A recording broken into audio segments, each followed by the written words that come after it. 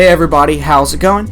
I've recently been watching a good deal of the games from the Deathmatch Legacy Cup 2 tournament, and one of the most popular civilizations in this tournament is the Slavs.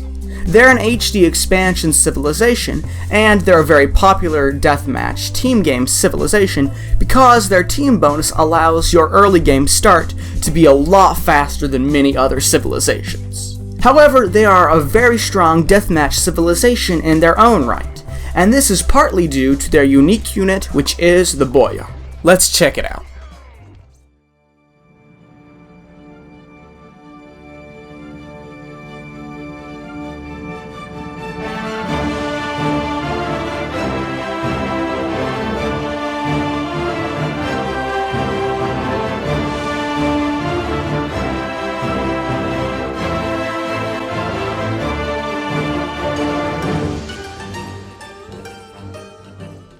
So, to start off, the Boyar is a heavy cavalry unit with 150 HP, 18 attack, 6 pierce armor, and 9 melee armor.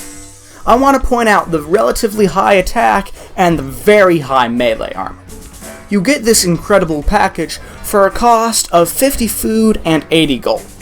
Now, many people oftentimes compare this unit to the Paladin.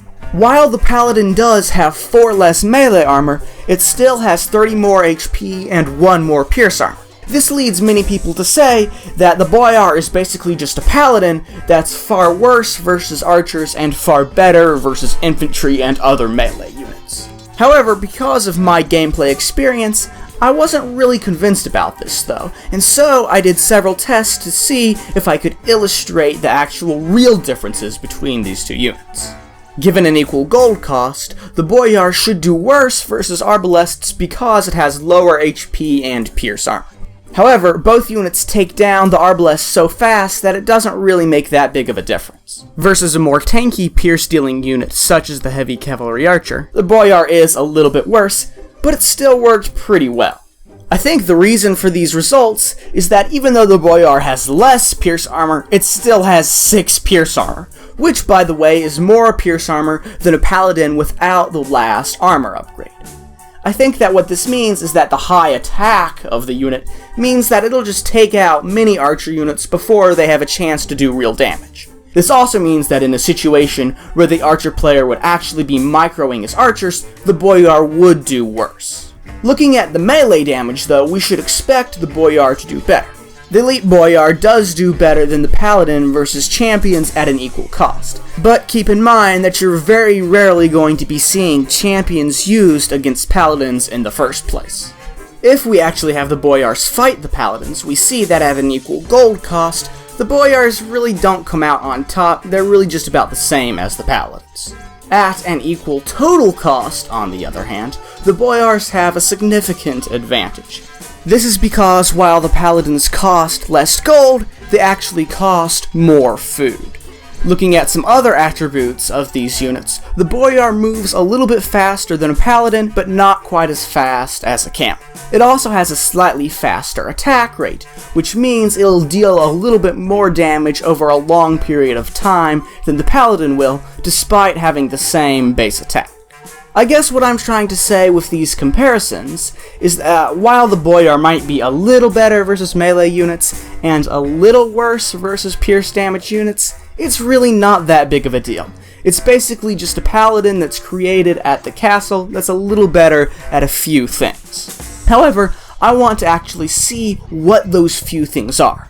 In other words, let's look at some special units to see how the Boyar performs versus a Paladin.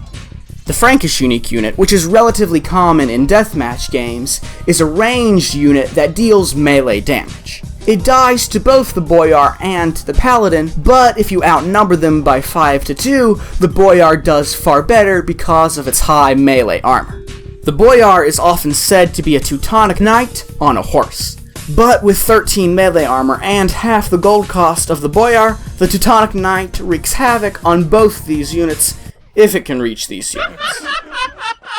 Japanese samurai, on the other hand, have a significant bonus damage against unique units, and the Boyar dies a lot faster versus the samurai than the Paladin. I also expected the Mayan Eagle warriors to do far worse versus the elite Boyar than versus the Paladin, but in reality it was really just about the same. And the Cavalier counters both of these units pretty well because of the bonus damage that it deals. Now, in the interests of full disclosure, the Goth Huskarl does get countered by both the Boyar and the Paladin. However, oftentimes the Goths will vastly outnumber their opponents, and if the Huskarls outnumber the Paladin and the Boyar 3-1, the Boyar does significantly better than the Paladin does. The reason I talk about these special infantry units is to point out that many times the Boyar is pretty much the same thing as a Paladin, but in some situations it's a little bit better or a little bit worse. On that note though, keep in mind that the Slavs don't even have Paladins. They have the Cavalier, who is statistically inferior to the Boyar in just about every way. The only way the Cavalier might be better is that it's created from a stable and therefore easier to spam. The reason I compare the Boyar to the Paladin is because the Paladin is a unit with which many players are familiar. Another unit that many players are familiar with is the Byzantine unique unit, which is the Cataphract. The Boyar is often compared to this unit because of its high melee armor, which makes it somewhat infantry resistant. But with 2 more attack, 4 more melee armor, and 1 more pierce armor, the Boyar definitely packs a larger punch.